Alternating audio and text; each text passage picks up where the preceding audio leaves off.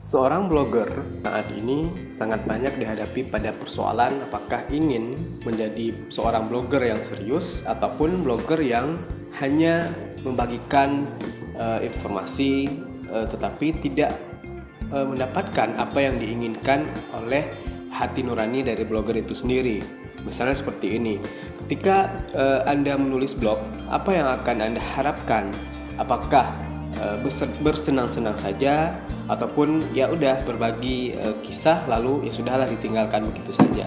Tidak demikian ya, karena blog sekarang itu bisa menjadi sesuatu apabila dikelola dengan baik. Misalnya Anda bisa mendapatkan uang, Anda bisa dikenal sebagai orang yang memiliki kapasitas yang baik dalam menulis blog, yang artinya nanti bisa menjadi buku ataupun kerjasama dengan sponsor yang hadiahnya dengan sponsor maksudnya yang nantinya Anda akan mendapatkan kerjasama yang baik, misalnya apakah mendapatkan produk untuk direview ataupun bisa juga dibayar dengan dalam bentuk uang begitu.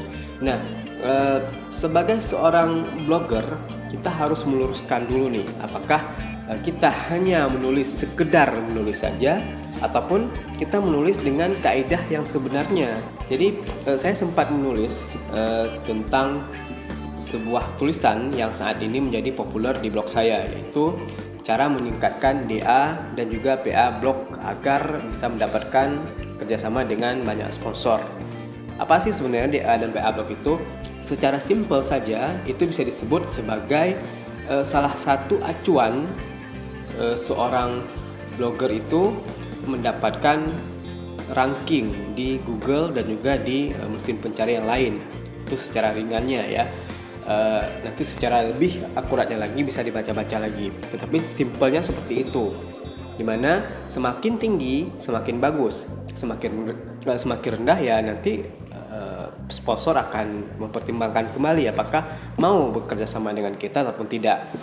Nah, selain itu, blog juga harus memiliki poin-poin yang penting. Misalnya seperti ini, blog itu harus memiliki identitas yang sangat kuat. Salah satunya adalah about me. Kita harus mengenalkan diri kita sendiri. Kita itu siapa dan lain-lain itu terserah sama blogger itu sendiri. Kemudian harus ada portofolio itu yang menjabarkan kita itu sebenarnya siapa. Dari portofolio kita bisa menulis apakah pernah menang lomba, apakah pernah mendapatkan penghargaan tertentu, ataupun bisa juga jika Anda pernah menerbitkan buku, itu bisa ditulis ataupun bisa dimasukkan ke dalam portofolio itu sendiri. Kemudian misalnya Anda mendapatkan undangan untuk pergi kemana saja, itu bisa ditulis juga, ataupun Anda pernah kerjasama dengan lembaga ataupun sponsor-sponsor yang membuat Anda itu lebih terpercaya di mata orang lain. Nah, ini sangat penting karena dengan adanya portofolio ini orang akan menilai seperti apa Anda yang dilihatnya sebagai seorang yang berpengaruh di blog maupun di media yang lain begitu. Nah, selain portofolio, Anda juga harus memperhatikan ada disclaimer dan lain-lain ya. Dan yang paling penting itu adalah kita harus memisahkan artikel secara umum di blog kita ya. Bisa beberapa tema ataupun tergantung kepada blog itu sendiri. Kalau saya misalnya saya pisahkan teknologi, wisata, edukasi, dan juga review. Itu adalah gambaran umum yang artinya itu yang paling banyak saya tulis di blog. Nah, nanti ini akan masuk ke dalam kanal tersendiri. Jadi pembaca ketika masuk ke blog kita itu akan melihat sesuai dengan kategori yang sudah dipisahkan tersebut.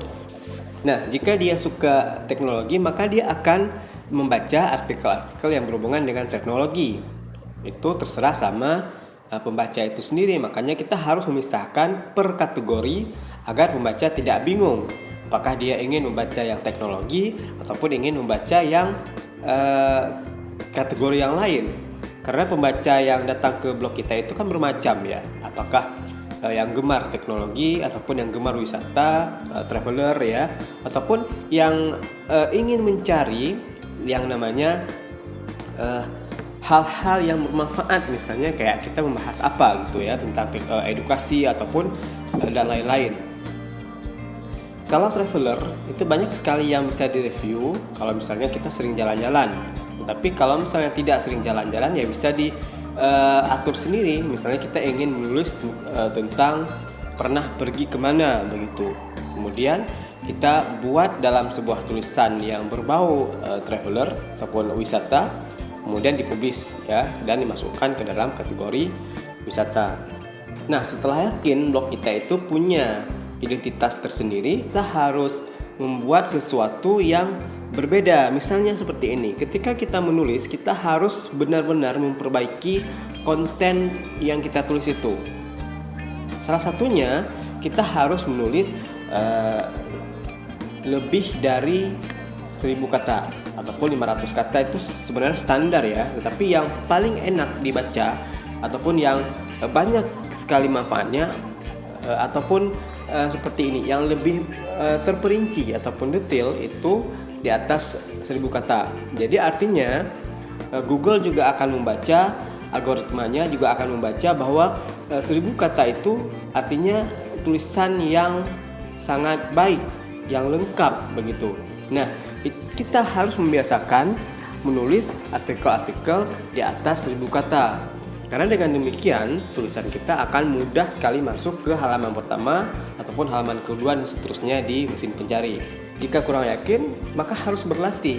Karena ini adalah cuan yang harus dibangun ketika Anda memulai blog.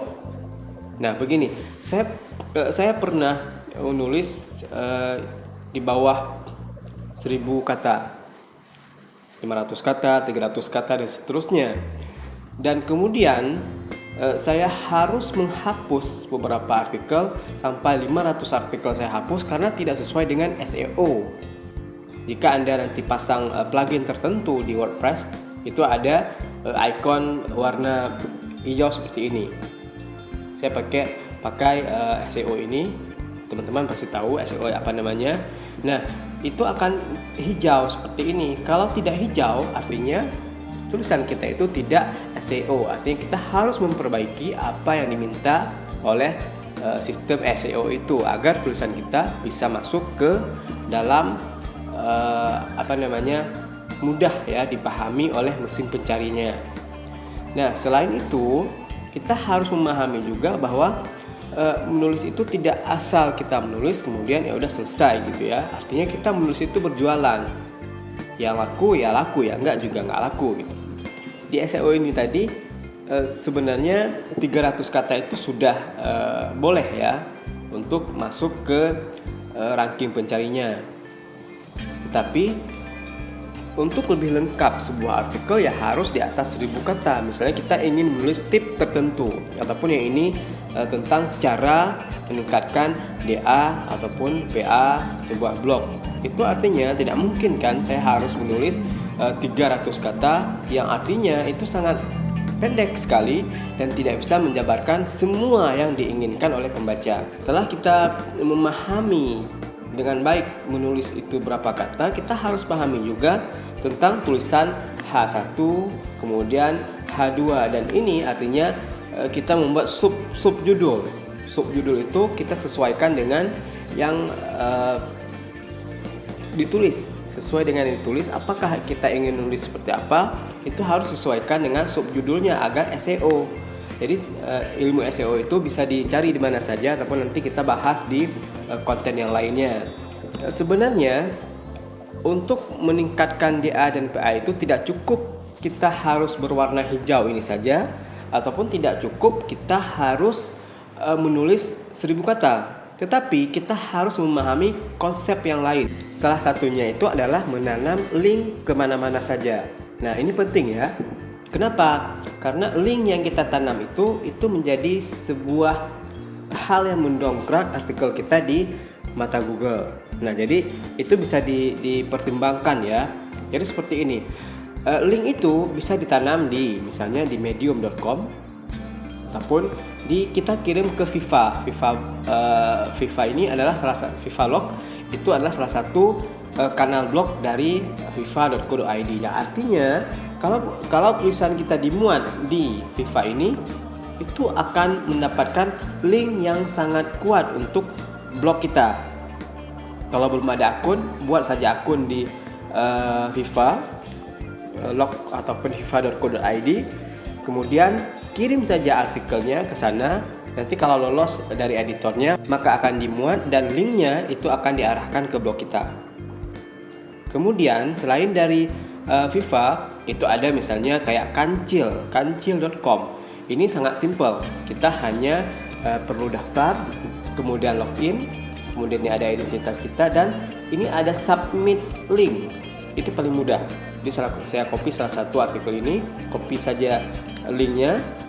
Nah, kirim saja linknya ke kancil.com. Itu tidak perlu moderasi. Jadi kita cuma tempel link, kemudian submit, dan kita langsung mendapatkan backlink ke blog kita. Kita bisa juga di FIFA. Kita pastikan saja ini linknya ya. Linknya di sini. Linknya di sini. Kalau di FIFA kita copy saja beberapa paragraf, ya 3 paragraf bisa lah ya.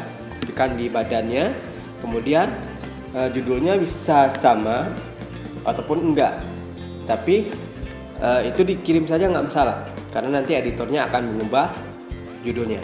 Jangan lupa diisi semua, termasuk gambar ya. Gambarnya harus diisi. Ini tadi gambarnya. Kemudian ini kita buat keterangannya, ilustrasi ataupun Anda bisa membuat sumber dari mana gambar itu ya. Kemudian jangan lupa centang, kemudian I am not a robot, dan kirim. Dan itu kita tunggu moderasi dari FIFA-nya. Kalau misalnya sudah berhasil, maka akan ditayangkan di FIFA dan kita akan mendapatkan backlink yang diinginkan. Nah, ini sudah berhasil dikirim ke tim FIFA-nya. Jadi kita tunggu. Nanti dia akan masuk ke FIFA log-nya. Di sini ambilnya di netizen, kemudian ada vlog. Di situ nanti bisa dicek ataupun bisa dicek juga di akun Twitternya. Akun Twitternya apakah tulisan kita itu di upload ataupun tidak. Itu masa tunggunya kira-kira 24 jam lah ya, ataupun 2 hari boleh ya.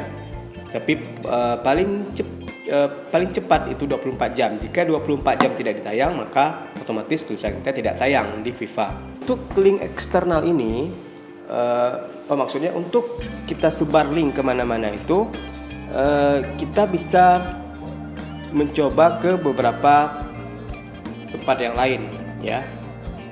Misalnya ke Anchor ataupun Spotify dan lain-lain ya. Bisa di mana saja.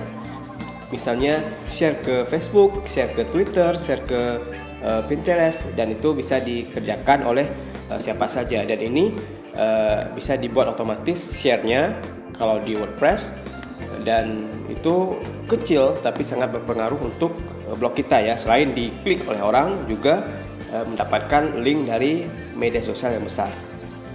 Nah, selain link yang kita sebarkan ke tempat yang lain, kita harus menanam link internal. Sangat abai dengan link internal ini. Padahal link internal di blog kita ini sangat besar pengaruhnya terhadap blog. Bisa jadi juga orang membaca yang kita tanam linknya, dan juga Google itu akan menganggap itu sebagai sebuah blog yang bagus. Jadi Anda bisa melihat beberapa kanal berita ya, seperti Detik, Kompas.com ataupun FIFA.com ya, FIFA.co.id maksud saya. Itu mereka menanam link internal di setiap artikel mereka. Itu disesuaikan saja ya. Maksudnya apakah seperti saya buat, misalnya ini baca juga, kemudian saya buat di sini biasanya artikel-artikel terbaru, ataupun nanti disesuaikan dengan temanya. Misalnya teknologi, berarti harus di sini baca juga tentang artikel teknologi dan lain-lain ya. Itu disesuaikan saja dengan kaidah blog Anda. Ataupun penempatannya itu bisa di sini satu, ataupun di tengah satu, di sini, ataupun di bagian akhir satu. Tetapi saya meletakkannya ya di bagian atas ataupun di paragraf ketiga, itu biar tampilan blognya lebih menarik. Selain tampilan blognya lebih menarik, juga di bawah artikel itu biasanya akan ada artikel sebelum dan sesudah, dan juga di paling akhir itu ada yang baru di post. Baik, setelah itu kita harus perbaiki broken link. Apa sih maksud dari broken link?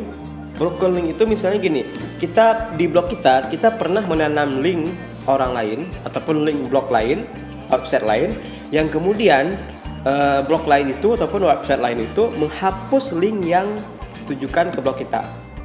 Maka kita harus menghapusnya secara berkala. Kalau di WordPress itu ada broken link cracker. Jadi kita bisa ngecek link yang sudah broken, artinya yang sudah mati di sini. Ini pluginnya bisa diinstal dan nanti akan muncul di sini ada berapa link yang kira-kira broken di sini ya.